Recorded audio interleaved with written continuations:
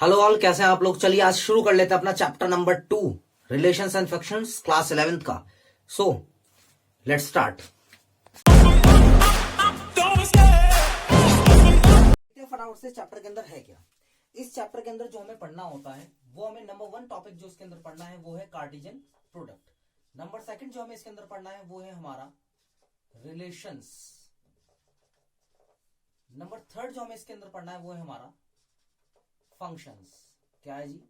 Functions. भैया हमें दो टॉपिक तो क्लियर है, relations and functions. Yes, Cartesian product क्या है, रिलेशन तो आपको पता ही है और फंक्शन तो आप रोज ही करते हो। ठीक है, ये वो नहीं है जी, बिल्कुल डिफरेंट बात है। ये चैप्टर बड़ा इंपॉर्टेंट है। चैप्टर नंबर 1 क्लास 11 की बात कर रहा हूं, chapter number 2, chapter number 3, chapter number limits and derivative, 13 chapter. इन सभी चैप्टर्स के अंदर इसके अंदर कुछ ना कुछ यूज आ रहा होगा। यही नहीं, क्लास 12 के अंदर भी इसका काफी यूज है। चैप्टर नंबर 1 फर्स्ट चैप्टर ही आपका रिलेशंस एंड फंक्शन है। वहां पर चैप्टर 2 की बात करूं तो इनवर्स ट्रिग्नोमेट्रिक फंक्शन, वहां पर जो पूरा का पूरा है जी उसमें भी इसका यूज हो रहा है। Chapter 5 continuity and differentiability, chapter 6 की बात करूं application of derivative, integrals, application of integral, differential equation, सभी के अंदर इसका कुछ ना कुछ माइनर यूजेस है। ठीक है, तो इस चैप्टर पे थोड़ा अच्छे से ध्यान देना है। हाँ, इसका थोड़ा सा वेटेज कम है बट ये सभी के अंदर एक इंपॉर्टेंस प्ले करता है जी। ठीक है, तो समझते हैं कि कार्टेशियन प्रोडक्ट होता क्या है। फॉर एग्जाम्पल मैंने आपको दो सेट दिए, एक सेट ए है उसके अंदर एलिमेंट्स है 1 2 3, और एक है सेट बी उसके अंदर एलिमेंट्स है जी 4 5 6। मैं आशा कर रहा हूं कि आप लोग यहाँ रिलेशन फंक्शन देखने आ रहे हैं तो आपको कम से कम भाई इतना तो क्लियर होगा कि सेट क्या होता है। ठीक है, तो अगर मैं इसकी एक कार्टेशियन प्रोडक्ट कर रहा हूं तो देखने की कोशिश करिएगा। मैंने दो सेट बना लिए, सेट ए और सेट बी। ठीक है, और इसके अंदर क्या क्या एलिमेंट्स लिखे हैं 1 2 3, इसके अंदर है 4 5 6। बहुत सही, फटाफट से देखिए 1 का रिलेशन 4 के साथ होगा, 5 के साथ होगा, 6 के साथ होगा। ठीक है, तो लिख लेंगे हम लोग यहां पर 1 4 1 5 1 6। क्लियर है भाई? ऐसे इस 2 का रिलेशन 4 के साथ, 5 के साथ, 6 के साथ बन सकता है। तो कितना आ जाएगा 2 4 2 5 2 6। इस 3 का रिलेशन भी 4 के साथ, 5 के साथ, 6 के साथ होगा। तो 3 4 3 5 3 6। तो ये मैंने क्या कर लिया है, मैंने ये कार्टेशियन प्रोडक्ट आपको करके दिखाया है। अब बात करते हैं कि कार्टेशियन प्रोडक्ट होता क्या है। We have the two non empty set. भाई मेरे पास दो नॉन एम्प्टी सेट होंगे, जब मैं उन दोनों की क्रॉस प्रोडक्ट कर रहा हूँ यानी कार्टेशियन प्रोडक्ट कर रहा हूँ तो मुझको मिलेंगे वहां से मेरे ऑर्डर्ड पेयर। क्या मिल रहे होंगे? Ordered pair. ऑर्डर्ड पेयर क्या होते हैं? ऑर्डर्ड का मतलब होता है कि कुछ क्रम में लगाना किसी भी चीज को, है ना, किसी एक सीक्वेंस में लगाना। अगर मैं इसकी बात करूं तो मेरे को बहुत क्लियरली दिख रहा है कि जो सेट ए के जो एलिमेंट्रीज दिख रहे हैं, एलिमेंट्स दिख रहे हैं, वो हमेशा पहले वाले प्लेस पे आ रहे हैं। देखो 1 2, और जो सेट बी के एलिमेंट्स हैं वो दूसरे प्लेस पे आ रहे हैं। ठीक है, तो ये मेरे को बहुत अच्छे से क्लियर हो रहा है कि ऑर्डर्ड पेयर यहाँ पे क्रिएट हो रहा है जब मैं दो नॉन एम्प्टी सेट्स ले रहा हूं। बहुत बढ़िया। एनसीईआरटी में इसी बात को थोड़ा इस तरीके से रिप्रेजेंट करा गया है कि कार्टेशियन प्लेन के ऊपर आप क्या करेंगे, जो भी आपको सेट दिया है वो आपको प्लॉट करना है जी एक्स एक्सिस पर। यानी ये हो गया 1 2 3। ठीक है जी, this is your X axis. और जो आपको सेट बी के एलिमेंट्स है वो आपको वाई पे प्लॉट करना है, यानी दिस दिस दिस 4 5 6। अब इसके बाद बहुत ध्यान से देखना। अब वो क्या कह रहा है कि इस पे कुछ इस तरीके से लाइंस ड्रॉ कर दीजिए, जिस भी पॉइंट पे आप इस तरीके से बात कर रहे हैं। कर दिया। ये कह रहा है जहां जहां पर ये लाइंस इंटरसेक्ट मार रही है वहां पर आपको ऑर्डर्ड पेयर्स मिल जाएंगे जी। तो पहला पॉइंट तो यही आ गया 1 4। आशा करता हूं कि सभी को यहाँ पे समझ में आ रहा होगा कि किस तरीके से पॉइंट प्लॉट हुआ। 1 इतना चले, 4 इतना। इस तरह ये वाला जो पॉइंट है 1 5 हो जाएगा, एंड दिस इज 1 6। ये कितना आएगा 2 4 2 5 एंड 2 6। 3 4 3 5 एंड 3 6। तो एनसीईआरटी के हिसाब से क्या है जी, ये आपका ऑर्डर पेयर जो क्रिएट हुआ है यही क्या है जी, आपका कार्टेशियन प्रोडक्ट होगा। और आप मैच भी कर सकते हैं, बिल्कुल एज इट इज आंसर है। अब आपत्ति से यह आविष्कार होता है। ठीक है, अब आपत्ति क्या थी भैया, मान लीजिए आपको यहाँ पर सेट एक दे दिया, सेट पी दे दिया। पी सेट के अंदर आपको एलिमेंट्स दे दिया जी 1 2 3। एक सेट आपको क्यू दे दिया। अब उसके अंदर एलिमेंट्स ही कुछ अजीब है। वो क्या है जी, वो है ए बी सी। क्योंकि सेट का मतलब ये तो है नहीं कि हमेशा उसके अंदर जो है नंबर ही आएंगे, वो तो कुछ भी आ सकता है ना। उसके अंदर किसी का नाम आ सकता है, कुछ कलेक्शंस का सेट हो सकता है, वो किसी सिटी का सेट हो सकता है, किसी लैंग्वेज का सेट हो सकता है, ठीक है। तो ये दे दिया। अब आप कार्टेशियन प्लेन में जो प्लॉट करोगे जो नंबर्स होंगे ना, आप इसे कैसे प्लॉट करोगे एबीसी को, तो इसलिए यहां पर क्या करा जाता है जी, इस तरह मैपिंग का यूज कर हम लोग कार्टेशियन प्रोडक्ट को फाइंड करते हैं, ठीक है। बहुत बढ़िया। तो देखते हैं फटाफट इसका कार्टेशियन प्रोडक्ट हमको क्या मिलने वाला है। वन का रिलेशन ए के साथ भी होगा, वन का रिलेशन बी के साथ भी होगा, वन का रिलेशन सी के साथ भी होगा। Same as here 2a 2b 2c 3a 3b 3c। Hope clear हो गया होगा। अब समझो ध्यान से, ऑर्डर्ड पेयर है तो ऐसा नहीं है कि अगर पी क्यू कर रहे हैं तो वो कभी भी इक्वल नहीं आता क्यू पी के। क्या मतलब इस बात का, आपने जो ये करा है P cross Q, it's not be equal to Q cross P, है ना। हर समय ये इक्वल नहीं होगा, but in some cases it may be equal, ठीक है। वो केस कुछ एक्सेप्शंस केस होते हैं, ठीक है, जो आपको अभी पढ़ने के लिए नहीं मिलेंगे। तो ध्यान से देखो भाई, ये क्या मतलब हुआ उसका। अब मैं आपसे बोलूं कि आप QP निकालिए, अभी तक आपने PQ निकाला, आपने सिंपल कर लिया। भाई QP फाइंड करने के लिए क्या मतलब है इस बात का, आप Q के एलिमेंट्स को पहले लिख लो और जो P के एलिमेंट्स हैं उसको बाद में लिख लो। ऑर्डर पेयर क्रिएट करो, कितना हो रहा है, A1 A2 A3, ये कितना हो जाएगा B1 B2 B3, और ये C1 C2 C3, ठीक है। तो आप एनालाइज कर सकते हो यहाँ पर जो ऑर्डर पेयर क्रिएट हुआ, इसमें डिफरेंस सिर्फ इतना है, इस बार Q के जो एलिमेंट्स थे वो पहले हैं और जो P के एलिमेंट्स हैं वो बाद में है। समझा बबुआ, ठीक है। तो इस चीज को ध्यान से देखना बेटा। तो इसमें थोड़ा सा चेंज आ सकता है, PQ not equal to QP। तो ऑर्डर पीरियड ही कैसे रहा, अगर आपने इक्वल कर दिया तो फिर तो कुछ ऑर्डर नहीं बन रहा है ना, सीक्वेंस इसमें यहाँ पे चेंज हो जाएगी।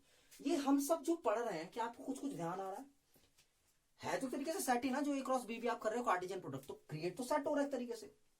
और ये है हमारी रोस्टर फॉर्म। क्या ये रोस्टर फॉर्म सेट के अंदर जो हम लोगों ने पढ़ा था वो हमारा ये था, वो ये पढ़ा था हम लोगों ने कि दो फॉर्म होती हैं, सेट बिल्डर फॉर्म होती है और रोस्टर फॉर्म होती है, ठीक है। तो this is our roster form. इसी बात को अगर हम लोग सेट बिल्डर फॉर्म में लिखना चाहे तो हम कैसे इसको रिप्रेजेंट कर सकते हैं, बहुत ध्यान से समझते हैं। मैं बोल दूं कि जो मेरा ये जो A क्रॉस B मैंने करा है, ये क्या है, इसके अंदर जो तुमको एलिमेंट दिख रहे हैं, मैं इसको मान लेता हूं कि ये XY है। तो XY जो है हमारा, सच दैट X किससे बिलोंग कर रहा है, A से, इसको बोलते हैं बिलोंग्स टू। एंड Y किससे बिलोंग कर रहा है भाई, B सेट से, ठीक है। तो इसको समझो, X किससे बिलोंग कर रहा है भाई, A सेट से, और ये किससे कर रहा है, B सेट से। यानी मैंने इतनी बड़ी बात को किस में लिख दिया, छोटे से फॉर्म में लिख दिया। ये होती थी हमारी सेट बिल्डर फॉर्म, ठीक है। तो ये मैंने आपको थोड़ा सा कार्टेशियन प्रोडक्ट के बारे में बताया है। इसके बाद जब हम ये काम को करते हैं तो हम लोग क्या करते हैं जी, कुछ एनालाइज करते हैं। एनालाइज क्या, नंबर 1 क्या बताया था, नॉन एम्प्टी सेट्स का क्रॉस प्रोडक्ट कर रहे हो तो आपको कुछ ऑर्डर्ड पेयर मिल रहे हैं। मान लीजिए एक तो नॉन एम्प्टी है और एक एम्प्टी है। क्या मतलब है इस बात का, एक है, ये कुछ रीमार्क्स है, इसको ध्यान रखिएगा। नंबर 1 कि एक सेट तो हो गया भैया एम्प्टी सेट, यानी सेट A है उसके अंदर क्या है जी, 5 है। और एक हो गया जी सेट B, उसके अंदर कुछ एलिमेंट्स हैं 1 2 3।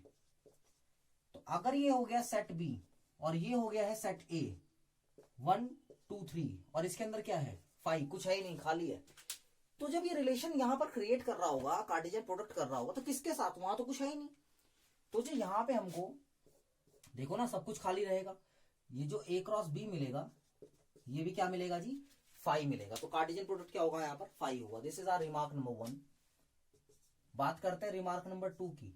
मान लीजिए कॉपी करना चाहें आप लोग तो कॉपी कर सकते हैं अभी इसको, चलो देखते हैं, कोई बात नहीं। मान लीजिए कि आपने ये काम तो कर दिया, एक आपके पास इन्फानाइट सेट आ गया, ठीक है, दोनों इन्फानाइट है, A B और B B। तो जो हम लोगों का यहां पर क्रिएट हो रहा होगा A क्रॉस B, वो भी क्या होगा, इनफाइनाइट होगा।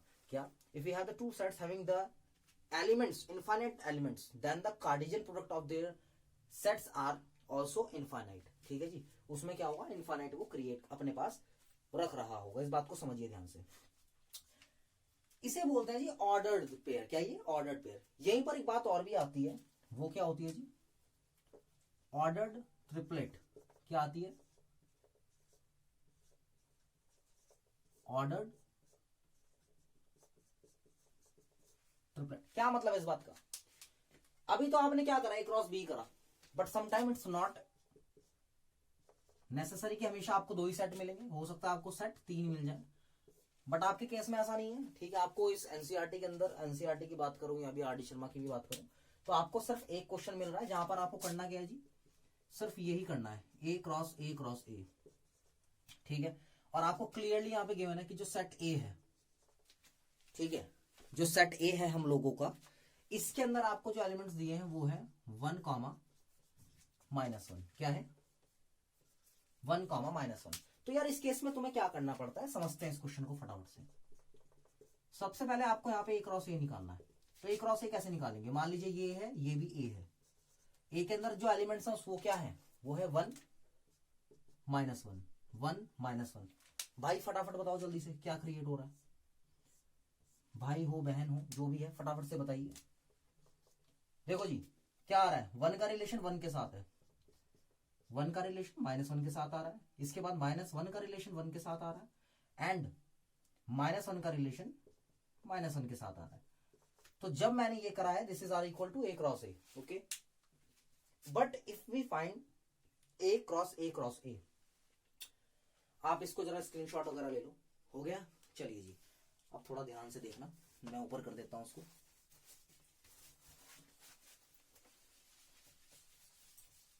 ध्यान से देखिए, ये मेरा आ गया जी ए क्रॉस है। अब मेरे को एक बात बताओ, अगर मैं इसको एक सेट ले लूं ए क्रॉस ए, दूसरा सेट ये हो गया जी ए। ठीक है, बहुत ध्यान से मेरे को बताना है आपने कि जो ए क्रॉस ए है सेट, उसके अंदर जो एलिमेंट्स है वो क्या है, वो मेरे को गिवन है 1, 1। देखो अभी फाइंड करा है ना आपने, ये 1, -1, -1, एंड -1, -1। इसके बाद बहुत ध्यान से देखिएगा, जो आपको सेट ए सिंगल गिवन है उसके अंदर तो एलिमेंट ही बस 2 हैं। कितने हैं? 1 और -1। तो जब आप यहां पर क्या कर रहे होंगे, रिलेशन बना रहे होंगे, कार्टेशियन प्रोडक्ट कर रहे होंगे, तो ये दोनों के साथ क्या करेगा जी? रिलेशन बनाएगा। तो मैं यहां लिख देता हूं ए क्रॉस ए क्रॉस ए। तो बोलना शुरू करिए। पहला रिलेशन हुआ है 1, 1, 1। आशा करता हूं आपको समझ में आ गया होगा। 1, 1, 1। और क्या बनाएगा जी? 1, 1, -1। Very good. सेम रिलेशन ये बनाएगा ऐसे, तो कितना आएगा? 1, -1, 1, 1, -1, -1। बहुत सही। ये भी इसी तरीके से रिलेशन बना रहा होगा दोनों के साथ, तो कितना आएगा? -1, 1, 1, -1, 1, -1। ये भी रिलेशन क्रिएट कर रहा होगा, तो कितना आएगा? -1, -1, 1 एंड -1, -1, -1। तो आप बहुत ध्यान से देखिए, जब भी आपको इस तरह का क्वेश्चन आ जाए तो आपको इसको ऐसे करना पड़ेगा। ठीक है, तो एक ये प्रॉपर्टी है। इसके अलावा मैं एक बात और बताना चाहता हूं आपको। मान लीजिए कि जगह है अपने पास, चलो इधर ही बता देता हूं। मैं इसको रफ कर रहा हूं, तो थोड़ा सा इसको आप कॉपी वॉपी कर लीजिएगा। ठीक है, ठीक है जी, ध्यान से देखिए। मान लीजिए आपको ये गिवन है XY। अगर दोनों सेट क्या है? इक्वल है। क्या है? दोनों सेट नहीं बोल सकते, दोनों ऑर्डर्ड पेयर क्या है? इक्वल है। सपोज करो ये ऑर्डर्ड पेयर बना लिया मैंने XY। क्या है ये इक्वल है। किसके इक्वल है? सामने वाले ऑर्डर्ड पेयर के। जैसे मान लो 5, 8 आ गया। If the ordered pair are equal then the elements are also equal. तो यहां से आप x की वैल्यू को इक्वेट करके लिख दोगे, कंपेयर करके 5, और y की वैल्यू कितना आएगा? 8 आ जाएगा। ठीक है भाई, समझ में आ गया? तो ये यहां पे करना होता है जी। इसके बाद सुनो बहुत ध्यान से, ये तो तुम्हें क्लियर हो गया। मान लो कि नंबर ऑफ जो सेट ए है, अगर वो इक्वल है नंबर ऑफ सेट बी के। ठीक है, क्या है? नंबर ऑफ जो सेट ए है, इसको भी मैं कुछ नाम देता हूं। सपोज करो नंबर ऑफ सेट ए 5 है और जो नंबर ऑफ सेट बी है वो 4 है। और ये भी क्वेश्चन में गिवन है कि सेट ए इक्वल है सेट बी के, ठीक है, सेट ए इक्वल है सेट बी के। तो मैं क्या कर सकता हूं यहाँ पे, जो मेरा number of set A cross number of set B आएगा वो भी किसके इक्वल आएगा, आगे वाली जो उसकी टर्म्स होंगे यानी 4,5 के।